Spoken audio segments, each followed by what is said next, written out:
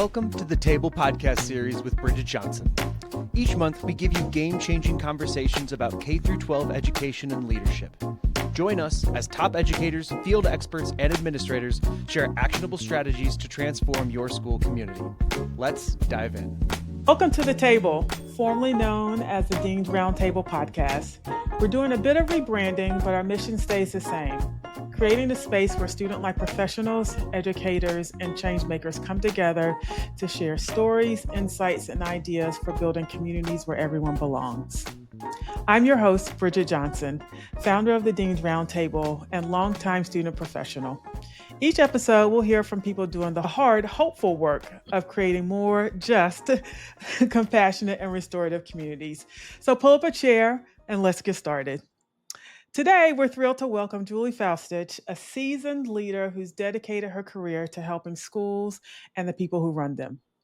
She helps them thrive through change. With over 25 years of experience in roles from English department chair to head of school, Julie has led innovative change efforts, tackled complex communications challenges, and worked with leaders at every level, from boards of trustees to classroom teachers. In 2022, she founded Stony Creek Strategy, where she champions applied leadership. The idea that when communication, management, and leadership theory come together in practice, that's where impact happens. Julie's writing and her Talking Out of School Substack newsletter reaches thousands of educational leaders each week, offering clear-eyed advice on navigating the messy realities of school leadership. Today, we're diving into how to manage up and navigate authority changes, especially in schools where governance, tradition, and mission all intersect in complex ways. So happy to have Julie here today. How are you doing today, Julie? I'm very well, Bridget, and thank you for inviting me. I really admire your work. I know you just came off the Dean's Roundtable, which we haven't even had a chance to debrief that. I'm sure it was a I know. but yeah, no, thank you for the invitation. I appreciate it. Absolutely. So let's just jump right in. We're going to get started. And so we'll start with the basics. So when you say applied leadership, what do you mean? And how does it connect to managing up in schools? Sure. That's a great question. And I will also just have a little disclaimer that, Okay. I'm a writer. I love words. I've spent 2 years honing my brand and my messaging. So applied leadership was an idea I had because really what I'm all about is practical application. Absolutely. And one of the things that motivated me to start Stony Creek Strategy was that I feel like we are flooded with Harvard Business Review articles about, how to evaluate or how to have a hard conversation or whatever, or productivity guides or, Lots the of Eisenhower theory. matrix, whatever. So, and the thing is that what I have found is that often people pass these things around and they skim them and they're like, oh, interesting. And then they don't do anything with them. Right. So for many years, I did work with an organizational psychologist, Dr. Kenneth Soul, did workshops with him, and he used to regularly do retreats, both when I was at Walnut Hill, when I was a senior admin, and then I had him do senior team retreats when I was a head at Westover. Okay. And he's a really interesting guy, and he's now in his 80s. So he became an organizational psychologist before, when that subspecialty was really just getting started, in the late 60s, but way before Adam Grant. I don't think he even honestly knows who Adam Grant is. He's way earlier than that. But anyway, one of the things that I was always trying to do when we would work with Dr. Soul was take the ideas he would present, about projection, and then figure out well, how am I making meaning by projecting something onto somebody else in an argument? Are they really mad at me, or are they hungry? Do they want to go to lunch? You know what I mean? I'm generally hungry. Yep. Yeah. And I used to say things like that all the time to faculty, who would be like, I think so-and-so doesn't like me. And I'm like, I think so-and-so was hungry, So, so I spent my whole career doing that. How do you apply these bigger abstract ideas? So that was one of my motivations to found Stony Creek Strategy. So what I do is I'm always on the lookout for frameworks, theories, ideas. There are so many of them out there. But then how can I think about either a situation where I applied it, I used it, I helped me move the ball down the field, or how have I seen another leader like use Okay. it and move the ball down the field? And then how can I deconstruct it to help somebody else do the same thing? So that's really what I mean. And that when I talk about that nexus of like leadership theory, so again, the HBR article, and then you've got communication, which, as I just said in my presentation to Tabs, it's that I think that a lot of leadership and management happens one conversation at a time. So how do you then, again, incorporate these things into interpersonal interactions you're having? It can be through a difficult conversation, or it could just be about, setting an expectation or talking about goals for next year, but how are you really intentional about your communication? I think that's where the rubber meets the road, and that's where real leadership actually happens.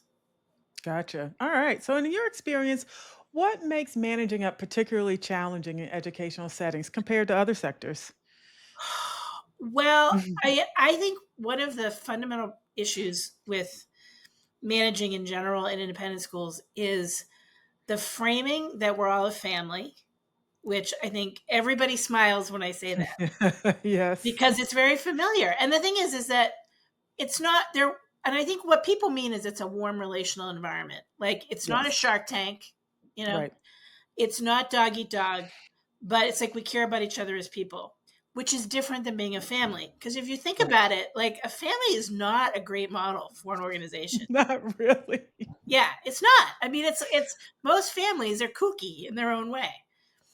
And also families have issues with authority. So I think what happens is that you have an authority structure, and in schools it's particularly intense because Mhm. we all have we all have hardwired responses to authority because we were all once helpless children. But also we've all had positive experiences with authority in school when we were kids, and we've had negative experiences, Right. and so all of these things are like so buried in our wiring. And then you have this sort of facade that we're all a family and we all just get along and we all just care about each other. But yet we all know who the boss is. And right now, I Very think it's good. interesting we're doing this July 1, where people are stepping into new roles and people are getting new bosses. I heard from someone today who's like, oh, my new boss is coming. I haven't met with her yet. Eek, So I know there's a lot of anxiety about there because change brings ambiguity, and that can be Absolutely. Yep. very hard to navigate. So, but I think in the independent school setting, there's the gloss of like that we're warm and relational. It doesn't take away from the fact that there is also a pecking order and authority, and you Right. have to kind of navigate both, which I think can make it very complicated. And the other thing I will say is I think it's really hard. Like when I went from a boss I had worked with for 10 years, more than that, like who was a Mhm. very seasoned head of school and had really mentored me. And then, a new head came in. It's really hard because you have Yeah. this sort of established rhythm and trust that you don't have with the new person. So I think it's complicated for a lot of reasons. Um, but I think there are ways around it. Or I think there are tools you can use. I guess I would say that. Got it. And so, it is July 1 and it's the everyone's kind of stepping in their new roles. I'm seeing all the posts on LinkedIn saying, Yeah. "Here I am now." And so when there is change in authority, whether it's a new head of school or a new board chair, what is the first thing a middle manager or mid-level leader should do to set themselves up for success? Well, what I would do is I think you need to understand your own orientation to authority, and a lot of people don't take that time to step back and think because Mm, we all tend to be oriented one way or another. Like there's a spectrum, but we all tend to either be like, if you wear the crown, I'm going to believe everything you say, or if you wear the crown, I'm not going to believe everything you say. And you've ever sat in a faculty meeting, you know who those people are. right? But most of us are in the middle, and also most of us Yeah. can modulate, right? Right, sure. But you tend to drift one direction or the other. So I think first of all, it's kind of really thinking about realistically, and not judgmentally. Which direction do you fall in? Because that will inform what you're bringing to this brand new relationship where you really don't know anything. This might seem really obvious, but just don't make any assumptions, which is hard because there is so much hype around a new head, which is something I'm going to write about later this summer. Okay. I don't know if schools always set themselves up for success, because it's like, we are going to find the most qualified person in the universe to do this impossible job, and they are going to do it, and they're going to come and fix everything. And then someone comes and they're human like everybody else, and they may have been to campus a few times, but it's really like you are visiting a new country, right? So you've landed, you're trying to get your feet under you, like you don't know where the restroom is, and all of a sudden you're here. So I would say you may make assumptions like, this is a hot shot, look at their resume. I met them once, and I don't know, they seemed like they were kind of in a hurry when they were talking to me. Like you're bringing all this baggage, and I would say, try to clear it out and just have an open mind and don't make any assumptions as you're trying to build that relationship. And then I would also say that, you want to be trying to get to know the person, and because at the end of the day, it is your job to help the head, implement their vision. That is your job. Right. Mm-hmm. But the head doesn't know what their vision is yet.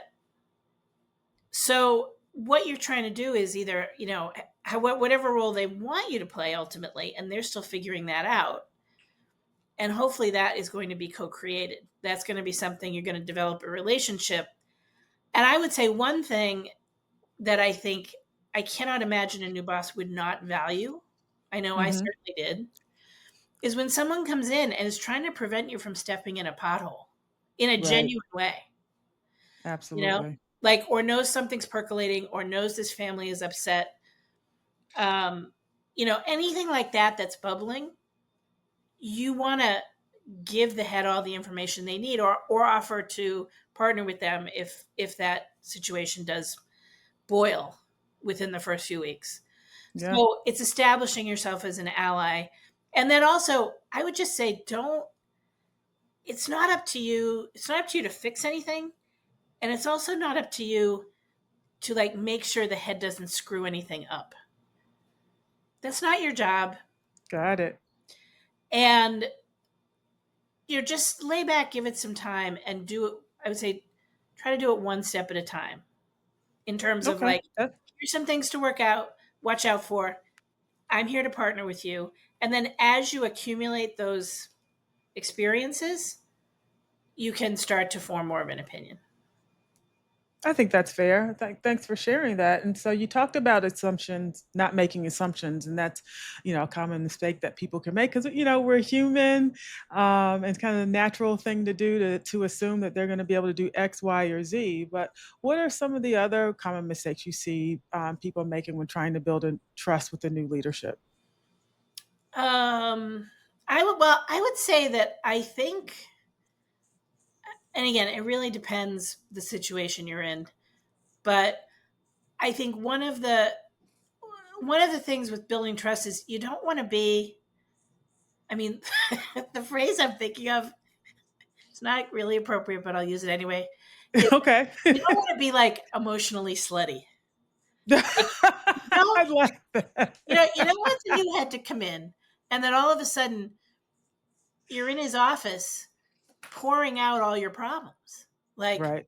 I've been waiting for you to come because finally someone is going to fix it, or you get it. Person down the hall who is not doing their job, or whatever, whatever your agenda is. Because we have this family framing, and because we're warm and relational, sometimes people don't have great boundaries. Yeah. And also, because you don't know the person, it's also you can assume and you can idealize what's going to happen. And it's also not their job to fix everything that you think is a problem. Do you know what I mean? So you're trying to navigate that space where you establish allyship, that you're there to support them. You're the boss. I understand that. And I am here to support you. And not so that you're going to dictate to them all of the things that have been problems for years. Because that's something else that happens is you come in and somebody's like, oh, finally someone's going to get rid of so-and-so. And then Right. you get to know the lay of the land and you're like, so-and-so's fine. Like so-and-so's in the wrong job or whatever it is. Right. Mm-hmm. But I would say that's another thing that people like. I think you can either be this person's going to save us, or you can be, I'm going to have to tell this person what to do because they might ruin the school. Don't do There's it. a balance out there for sure. And so, talk about in terms of balancing act, because you want to go in and you want to make sure that you're advocating for your program, right? You want them Yes. to know kind of what your pain points are and what your goals are and how they can be helpful. But, at the same time, it's a new leader. And so they have their vision and they have their priorities as well. And so how do you kind of navigate that sort of situation in terms of making sure that you are advocating for yourself, but also giving the new head grace and space Yeah. to be able to kind of do the thing that they need to be doing as well? Well, I think a better way to go about it, like if there is, well, first of all, you probably want to understand if there are institutional goals for the year, which sounds really simple and direct and transactional. And it's not always. Sometimes you wouldn't believe how complicated it is to get to institutional goals when you're starting a new job. Or, because I'm just assuming this is like a assistant head for student life and a new head. Yep. But it could be like a dean of students and an assistant head for student life. I mean, it could be that the person comes in and they are not exactly clear what their marching orders are for the first year. But sometimes there are. So first of all, it's like you want to, a phrase I've started using recently that I got from the nonprofit world is creating a shared reality. Okay. I like that. It's so helpful because the thing is that you've got a new head who's been chosen or a new assistant head, whoever it is, who's been chosen for all kinds of reasons, probably after a lot of hours have gone into a search, a lot of research, Yes. And really all the intentions to make the best fit possible. But the thing is that there is still going to be the view from the new person who's just getting to know the school and the culture. There's your view as the person who's been there either for a few years or maybe for many years. Yep. And then if it's a head, there's the view from the board, which is a different view entirely because of their distance from the school. Or even if it's a parent board, like they might have several different views, but they're not the same view as this outside head coming in and then the internal employee. Right.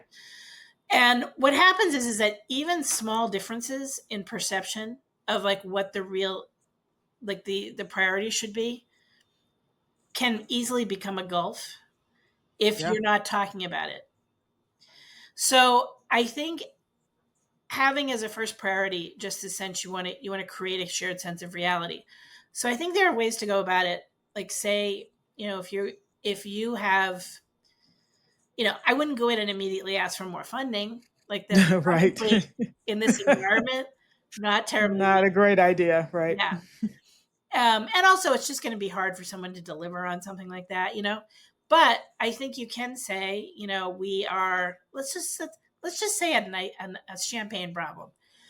We have, we're over enrolled in ninth graders and we're trying to figure out bed space, and so but the director of facilities won't return my call and we really have to go walk the ninth grade space in the dorm and like figure out what we're going to do. Right. But, I can't get his attention. Like, I think there are things you can present as, here are my priorities. Like, we got to serve these kids. Here's kind of what's getting in my way. What would you suggest? Not asking them to fix it.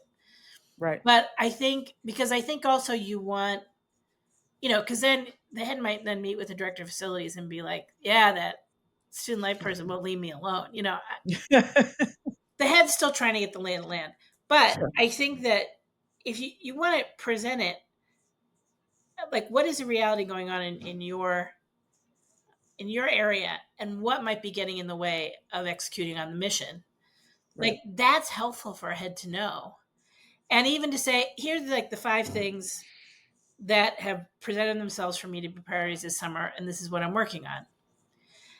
That again, that helps the head build a sense of the reality of what you're doing. Mm-hmm. And then as they're meeting with other senior admins, they're putting together a full picture.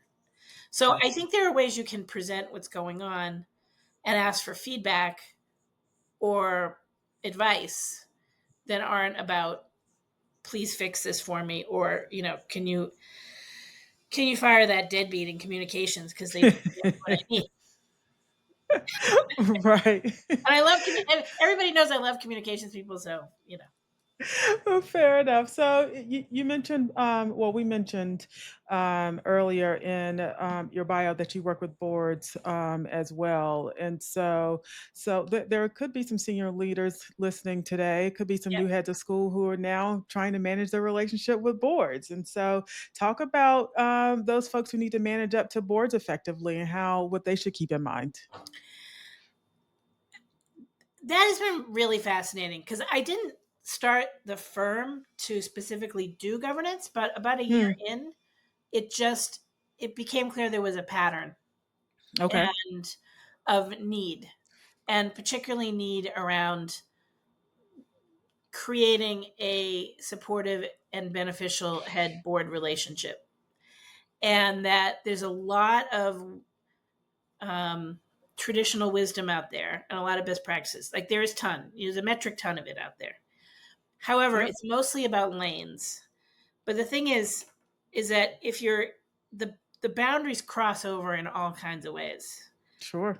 And if you're just trying to stay in the lane, like it just doesn't, like you end up creating a bunch of questions that get bottled up and bottled up and bottled up until there's a problem. Mm. And then all of a sudden there is a very uncomfortable board meeting where you may or may not lose your job. Mm. So how do we prevent that? I mean, that really was where I started with this stuff. Okay. And I would also say, I think too, most of us going into headship have had, if you're a first time head, you've had limited experience at the board level. Mm-hmm. And boards are wildly different in culture. I did not understand that when I first became a head. I had sat at board meetings for, I don't know, 12 years when I was a senior admin at Walnut Hill, because they were very transparent. Senior leadership all went to those board meetings. Gotcha. But the board at Westover could not have been more different in terms of culture and norms, and it's not, I'm not even saying good or bad. It's just that just different. And the thing is, I think if it's like boarding to day school, I think girls' schools, or if you have any kind of a very specific mission, parent boards, because that was another thing too, that I have never had a board that was predominantly parents, but a lot of heads out there do. Yeah. And that is very complicated in terms of boundaries and appropriateness. So in terms of managing up, hopefully you're starting off where everyone's very excited. I mean, the board had to vote in the new person, right? Right. You want to, starting up here, I don't want to say you have nowhere to go but down, but take advantage of that. Like stay on that high note. Right. And hopefully you have a board chair who was involved in the search at some level and is also really excited to have you and is committed to supporting you. But again, these institutional goals and co-creating them in such a way that all of the board members really understand them and have a chance to ask questions, really key. Because I think it's easy to establish these, what might sound like kind of innocuous goals that nobody really understands how they're going to work in practice. No one's really sure how they're going to be measured. Right. Sometimes they appear out of nowhere. And so maybe they came out of executive committee and 2/3 of the board never got a chance to have input. And all of a sudden they're presented with them at the first board meeting and they're like, what? Doubling the annual fund? Like, who thought that was a good idea? Right. Because that's just often means boards of volunteers. So there's that. It's like taking, what's a real meaty, true thing you can do together? That's real work that's going to help the school. Like Okay. establishing those goals, like that is juicy, good work that everyone should be able to have some input into. And I think it helps to have a good facilitator. Yeah. But there's a lot of good facilitators out there, not just me. But I'll just say, I think sometimes having someone who can help that along and help build the relationships, but build the relationships by doing real work, not just by having Sure. lunch together. However, Yeah. the other thing I would say is, however many individual trustees a head can get out and meet in the first 6 months, Do hugely it. important. Do it, because you want them to have a sense of who you are Right. and your integrity and your priorities and why you love the school and what you're seeing about the school. And the more you can do that, like I remember my first year as head, I had to go. There was a trustee in California, and she wasn't able to come, I think, to the first board meeting. So I was out for an NIS meeting, and we had coffee. And after we had coffee, she's like, "I am so relieved," because I Nice. was like a normal, and we had a great back and forth, and we connected. And then she went on to have a leadership role in the executive committee. She Oh, co-chaired a great. strategic plan. So building those relationships is important. And then finally, I know I'm giving very long answers to everything you asked me. No, it's fine. It's great. I would also say is that heads are CEOs. It is a tough job. Board members are going to ask you hard questions. Mm-hmm. So just like you got to rise to the occasion. And if you don't like it, headship might not ultimately be for you. But it really is, because heads love to complain about their boards. Mm. We just do. I mean, I'm not a head anymore, but when I did, you get a bunch of heads together and they complain about their boards. Maybe Gotcha. sometimes fondly, but that's what they do. But the thing is like that's what you have signed on for. And you Right. do have oversight. And sometimes people are going to ask annoying questions, or sometimes people are going to ask you questions that you feel like there's some undertone where they're questioning your authority. You still have to respond, because you're Still the have to CEO. respond. You're the boss. And that's what you Still signed have up to for. respond. Absolutely. And so that's a great segue into my next question in terms of communication style. And so, what role does a communication style play in managing up? And can you share an example where a shift in messaging made a huge difference? That's a great question. I will say, one of the things that I have learned over decades of managing people is that, and also I think I more fully appreciate now after being a head, is Mm-hmm. that you can be a great leader and not be an extrovert. Okay. And so in terms of communication style, I think that in our culture, we tend to, when we think of leadership, we think of, I think this has been shown in research. Like children, when asked to like draw a leader, they typically draw like a man, like with his arms outstretched and like, yelling, so we have this idea about leadership in our culture that that's what it looks like. But I have seen very effective leaders who have very different kind of leadership style. And Okay. in terms of being low key, in terms of maybe being rather unemotional, even. Okay. And I think part of this is, to go back to this not making assumptions, is that as a senior leader, as you're getting to know this person, like just keep reminding yourself, like you don't know how this person operates at all. You really don't. And you're not going to learn for a while, but if you go from like at Walnut Hill, when we transitioned from this longtime leader who was a really charismatic woman and had a really specific way of operating and was like a big personality Mm. and a lot of fun. And then the person who followed her was just a much more low-key, structured, boundaried human being. And I think everyone was in shock because the head who left had been there for like 20, she'd been head for like 25 years. Okay. So really had shaped the whole culture. And like, that's what Right. I thought a leader was, is like this personality that is both a good listener and also brings the party. And is kind of, Mm-hmm. and as someone I worked with who had the gift of informality. And then you bring in someone who is, very accomplished, but again, just a very different way of, like, very formal, structured. Mm-hmm. And like when she was going to do the welcome party in the fall at Walnut Hill, the welcome party was always like a very relaxed barbecue in the head's backyard Okay. with like beer and wine and people hanging out and very like low key. Right. And what she brought, so like in July, she said to the senior team, so I was thinking we'd have like a 4:00 reception with like tea and cookies. Oh. And it's like, this is so, it's not like everyone was going to like Taiwan on, but it just was so different from what the culture Right. was like. And so we persuaded her not to do it, but she was uncomfortable the whole time. Oh no. Yeah, I know. So it was just like, I think everybody we all just felt kind of bad. Yeah. So I think that if you especially when you have a longtime leader, it's easy to think that kind of leadership is leadership.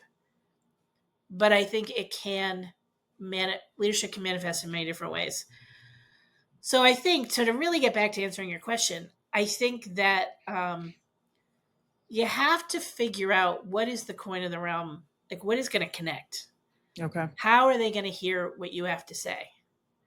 So it might be like, you might be able to tell from, we know each other, and then also from this interview, like, I have a lot to say. I'm a little goofy. Like I like to have fun, Mm-hmm. but you might deal with a head who's like, all right, I like to do 20-minute meetings. And if you can't say it in 20 minutes, then it doesn't need to be said. Put it in an email. Put it in an email. Yeah. You know what? Fair enough. Then I have to dial back my need for sort of relational back and forth and figure out how to communicate what I really need from the head, Right. for it to then connect. And I think that can be challenging. It can be, but I do think that you need to start with trying to build that relationship and getting to know that person, understanding their leadership style. So if you know that you got to say it in 20 minutes and you can't, maybe send an email first, right? And then have the meeting. And Yeah. so I think what I hope people will remember and take away is that it really is foundational relationship building, and understanding how they need to understand you, or you need to understand them. And the only way to do that is to spend a little bit of time with them. It's not like you need to go in their office every day and say, Yes. hey, just want to build relationship. No, but you understand that that's kind of the foundation of how people best work together. And Yeah. so 100%. I think in most situations, like I've been thinking about this a lot lately. It's that pretty much like very few things are purely transactional. You know? Right. Like maybe if you're at a drive-through at Starbucks on a road trip, because even if you like go to a regular Starbucks, you're probably gonna start seeing the same people all the time. Right. And if you're just gonna be like, here, thank you, like if you're just gonna be like, here's the money, let me have my coffee, like we're human, right? Right. Like we're designed to relate.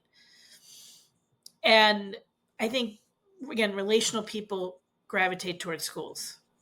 Right. Generally. That is fair. Yeah. So when there's tension between what leadership says they want and what they actually reward or reinforce, how can a leader navigate that disconnect? Oh, it's so bad. It's a hard one. It is a hard one. Well, I am a fan of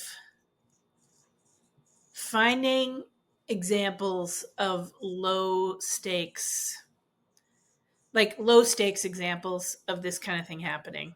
Okay. To then maybe put it on the table in a way that people can operate in. Because the thing is that, yeah, the boss is the boss. Fair enough. Like that is true. And like I said, we're all oriented some way to authority. There is a hierarchy, and this person can fire you. That's just a reality, right? Yep. However, if there are like behavior like that over time is toxic. And also, I think it does eat away at someone's integrity. I mean, I think a lot of times if you've got a billion things going on, you're like trying to, like, you're playing whack-a-mole and you're trying to fix things as best you can. And sometimes you do the path of least resistance. But you really have to, I mean, I think as a leader, you got to really pick and choose. Because sometimes you do. Right. Sometimes you hold your nose and let it go. But other times you can't. If most of the time you're just letting it go and saying one thing. I mean, there's a book called Conscious Leadership where there's a whole chapter on this kind of behavior. And as I can't remember the author's name right now, but as he says in the chapter, this kind of behavior literally makes organizations crazy because there's cognitive dissonance all the time. So, and the thing is like the boss is the boss, but also if you're a senior leader, you have, and you love, especially if you love the school and you have some commitment, I think you really owe it to the school and to the kids, because if it's not a good atmosphere for the adults, it's not going to be a good atmosphere for the kids. Right. Then to try to bring it forward. And again, I think if you can find an example of something that's either happened the year before or, so it's in the rearview mirror and no one is emotionally invested right now in it. Right. Or something that's happening now that is very low stakes. Because I think that, and I think finding a way to bring it up, especially in a team meeting or a retreat or some way where there's a little space and time and you're not trying to like go through a whole list of things. I mean, I would say ideally the first line of attack would be you'd find a way to non-threateningly bring it up with your boss. But right. I have a sense that we're probably talking about situations where maybe your one-on-ones aren't like, you're not like excited to go to your one-on-ones. Like you're trying to like make it work. So that might feel very unsafe to bring it up directly with the boss. But again, if you can bring up or ask the boss, like at retreat, could we talk about this thing that happened? Like, I'm trying to think of a good example. Do you have any good examples off the top of your head? No, I was trying to think of some as well. I'm trying to. Because I know exactly what you're talking about. But it's also the kind of thing where you say, well, I mean, I think what happens all the time is we say we're welcoming communities and then we're doing things in practice that are excluding. That aren't quite welcoming. Yeah. Like, all right, I'll give you an example. Okay. Of this one that I think is really, at the end of the day, very low stakes, so that maybe some faculty would get exercised about it. Say you have chaperone duty. Yep. Okay. And let's say chaperone duty has always functioned by years of service. So that basically, if you're the most experienced person, you get first dibs. Right. But then like the new people, they get like the dregs. So they're like doing, Halloween or like the things that nobody wants, or if they have little kids, whatever. And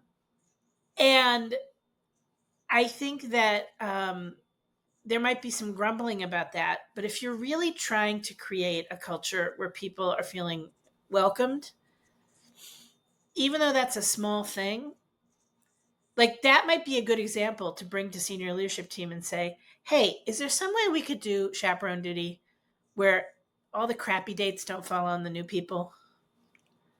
Yeah. Because it's really saying something. It's making a statement to the rest of the community. And that's low-hanging fruit. And it's low-hanging fruit. And again, will some of the more experienced faculty grumble? They will. But really, like the thing is, but that's the kind of thing where you can be like, so noted, but it's just chaperone duty. Everybody get over it. And most people should be able to get over it. But I do think that it's a problem where you have all these kind of things where the rhetoric is one thing and what's actually happening in practice is different. Yeah. But I do think that at the senior admin level, it's about finding those opportunities to be able to have an unemotional conversation about that dichotomy rather than, I can't believe you promoted that idiot. You know what I mean? Like that's coming in hot, right? Yeah. And that's also like not your job. Like if there are big decisions happening, and also if you're really in a pattern of this, then you might want to question why you're still there. But That's fair. yeah. And so, in thinking about, because we tell people, and especially in leadership roles, how important it is to stay true to their values, and we talk about values and kind of what they are and what they mean to you. How or what do you do when you want to stay true to your values, but you need also be flexible enough to align with the new authorities or the new person in charge of their values? How do you manage that piece? That can be tricky. That's really interesting. And I did a session with Sarah Hannawald from the Association of Academic Leaders in May. Hmm. We did a little webinar, Uh-huh. which is actually about when values shift. Because Okay. I think that there is a lot of that going on right now for different reasons. Yeah. You know, I think both there's the assault on DEI, and then there's also AI that is making incursions into classroom practice. So, in a lot of ways, like schools are not the places a lot of people sort of thought they were working in some ways. Um, and then we just put in an application to do a similar session for NIS to talk about this because we got a really nice response. Okay.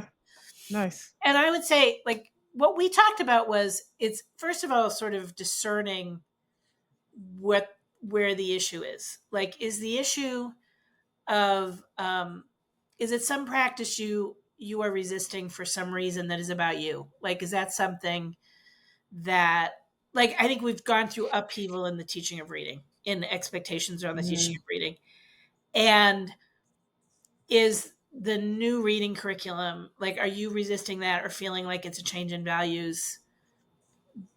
Because is it really a change in values, or is there something else going on with you? Like, so okay. it's reflecting on and figuring out sort of where you are in this change. Um, and then I think there's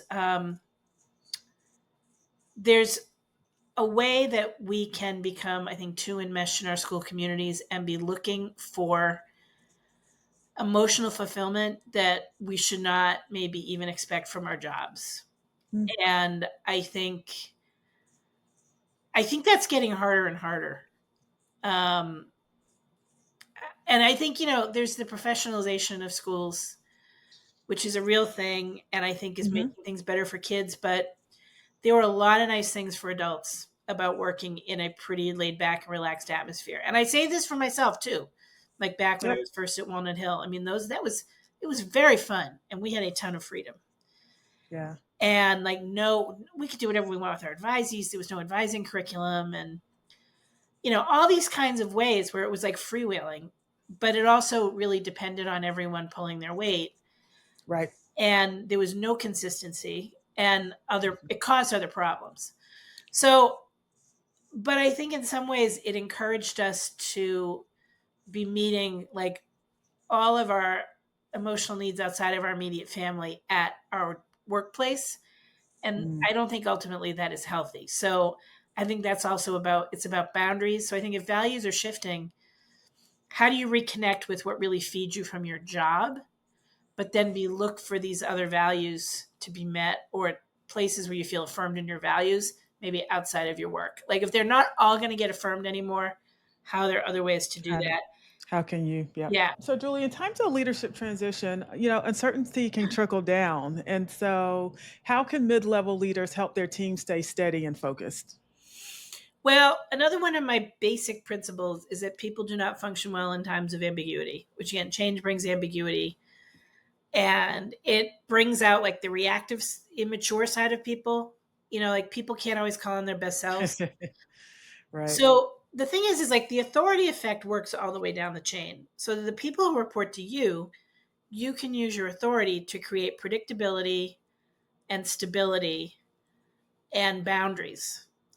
So, and being clear about sort of where things are at, I think being transparent. And I mean, and I always say transparent because some people use the word transparent like a cudgel. Like you can't, Mm, it's not like every single thing is transparent, but like being right. No. transparent about process, about how you're making a decision. Right. Um, Even maybe owning unpopular decisions, which I think is one of the reasons people aren't transparent because they're worried people are going to be upset. Right. But I think the more you can lean into your authority and create these spaces for people where, again, it's predictable and it's boundaried and it is whatever's happening up there, your space, like, you know what's going to happen in your weekly team meeting, you know what your goals are for the year, and that you in some ways can insulate the people who report to you from any kind of chaos that's happening above by just leaning into the same good principles that I think every leader should lean into, which is reducing ambiguity, Yep. increasing predictability, and being relational, and also inviting people to talk about what's going on. And you don't have to respond. Like, you know what I Yeah. mean? You don't have to be like, yeah, these changes stink, but you can let people process. Gotcha. So, Okay, I like that.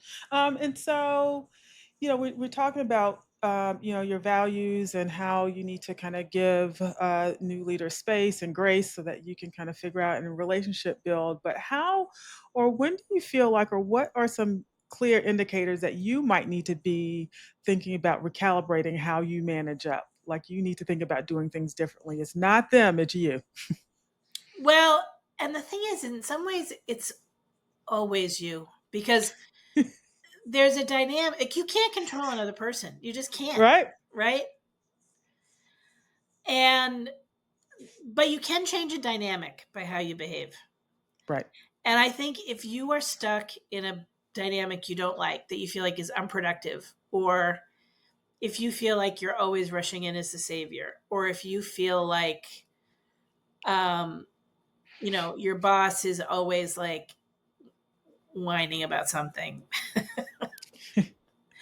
um the thing is, how you respond can affect the dynamic. And I also think anytime that you can, like, if you have a good meeting with if you're struggling and you're feeling like the dynamic needs to shift, I'd say whenever, like, you have a good meeting or it's really productive, like, point that out, because that is also a universal human thing. Yeah, that's a That good one. if I like you that. give people good feedback, like, wow, I feel so good about how we solved that problem, and I feel like even though we didn't agree about A, we really agreed about B and C, and I feel like I can move forward, and I appreciate your I honesty. like that. So I think that can help move a dynamic.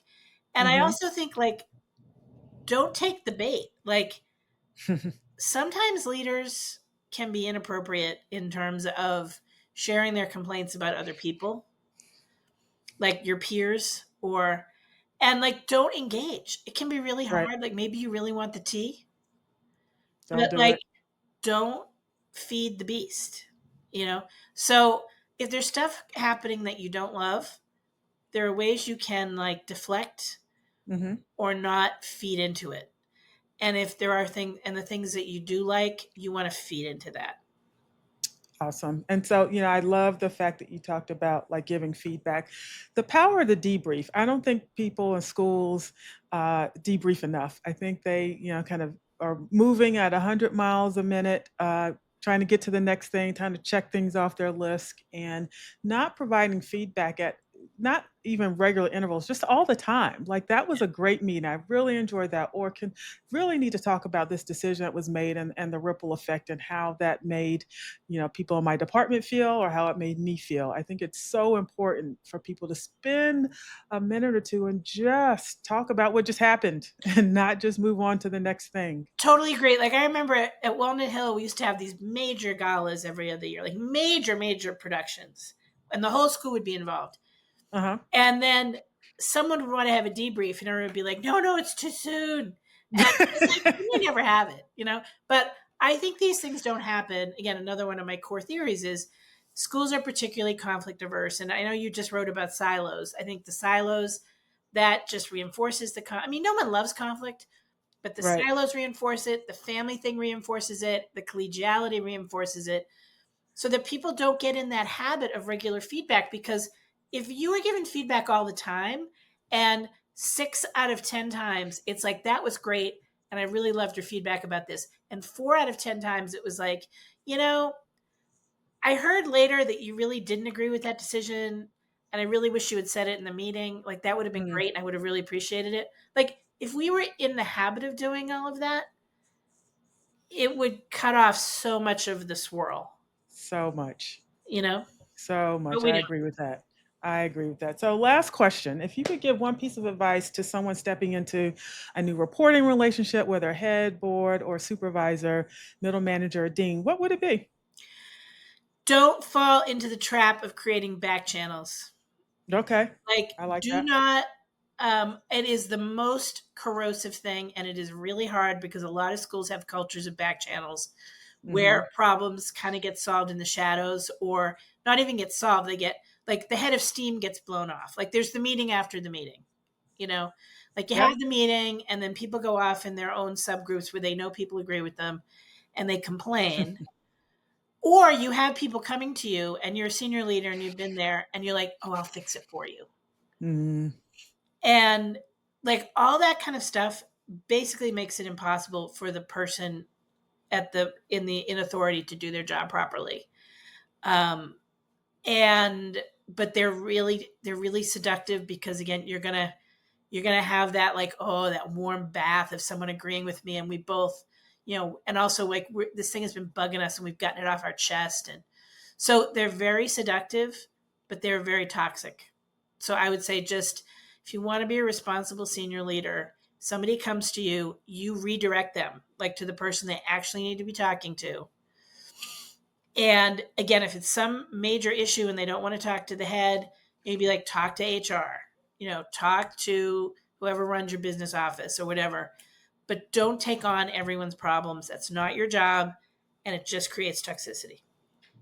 love that. Thank you so much. That was awesome. So now we have a new segment that we're running called the lightning round. So we're going to get to Ah! know Julie a little bit in a All right. different way. So Okay. hope you're ready. Yeah. Just a couple of quick questions for you. What's your go-to karaoke song? The one you wish you could nail? Oh my God. Oh my God. I'm going to be honest. I have not done much karaoke, but Okay, that's fair. I guess my fantasy one would be like that. I mean, the first thing that came to mind, and I'm not even like a big fan of this guy, but like, Uh-huh. what is that Meatloaf song with the woman, like where they do like the duet? Um, Oh, I Dashboard know. is something by the dashboard lights or I know what you're something. talking about. You know what I'm Yep, talking about? gotcha. I Yeah, do. like that. If I had a few drinks, I think that would be like totally fun. I love it. So if you were back on campus, on a school campus working, you had could have one lunch every day for a month, what would it be? Oh, I will say, the chef at Westover did like such a nice butter chicken, I and like like a would good do butter chicken. naan, and oh my God, it Oh, was like it was good good. naan. It was really good. Yeah. All right. Love that. Next question. If you could wave a magic wand and instantly fix one thing in schools today, what would it be? Boards would learn how to speak to each other and to the head productively and without, and learn how to resolve conflict. Awesome. Last one. Guilty pleasure after a long day of leadership work, chocolate, Netflix, or something else entirely. Oh, I would say chocolate ice cream, Okay. chocolate chip ice cream, Ooh, okay. and Netflix. Like right now, I'm working my way to a rewatch of The Crown. Ah, I did not finish that either, so maybe I should do that as well. I love it. Julie, this is great. Thank you so much. I appreciate it. And so if folks want to get in touch with you, how do they do that? So you can go to my website, which is stonycreekstrategy.com. And if you want to subscribe to my newsletter, there's a very robust free option, and that's Talking Out of School at Substack. So if you just Awesome. put in Talking Out of School in Substack, it will bring you right to my page. Wonderful. And we'll include those links in the podcast as well. But thank you so much for joining us today. I really appreciate it. I love our conversations always. And so appreciate you being such a great supporter of the Roundtable. Thank you, Bridget. Thank you for all you do. I appreciate you. So, thank Okay. you all for pulling up a chair at the table today. I hope this conversation gave you something to think about, or maybe even something to try out in your own community. If you're enjoying the table, don't forget to subscribe, share it with a friend, or leave us a review. It really helps more people find us. And as always, take care of yourselves, take care of each other, and we'll see you next time at the table. Thank you for joining us for this episode of the Table Podcast Series. Is your student life program delivering on your mission? Our new K-12 student life assessment moves you beyond anecdotes to evidence-based decisions.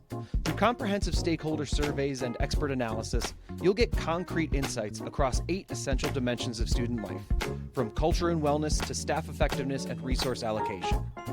We're seeking founding partner schools to be the first to experience this transformative assessment process and help shape the future of student life evaluation.